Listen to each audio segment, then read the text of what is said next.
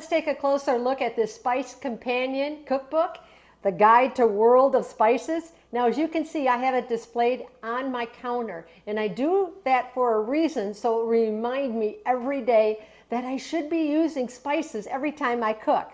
It is a great spice guide, and it's by one of the country's spice experts, and it has hundreds of fresh ideas and tips to help you cook with. The book, it really does encourage you to try some bold new flavor combinations with all these different spice blends that he offers.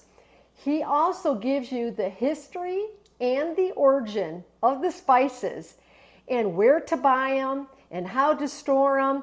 And then he even gives you a quick suggestion. I'm going to give you one right now. How you can add cardamom to flavor your chicken broth. A lot of time we think of spices and what's in those jars, and they've been in our pantry forever.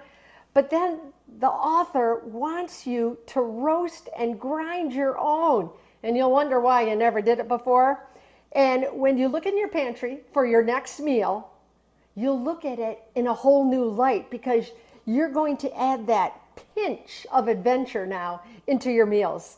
And the number one reason I chose this book was because of its gorgeous full color pictures on almost every page. And I'm going to show you them in just a minute. And I'm a visual person, and I love to see pictures in order for me to understand the whole picture and what the author is explaining.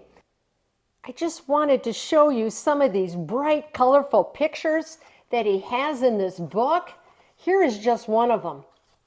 And then I wanted to show you this one. Look at that fish. Doesn't that look so appetizing? And then he has pictures of all the spices. If you are looking for a book to tantalize your taste buds, then look no further than this Spice Companion Cookbook. I guarantee you will not be disappointed.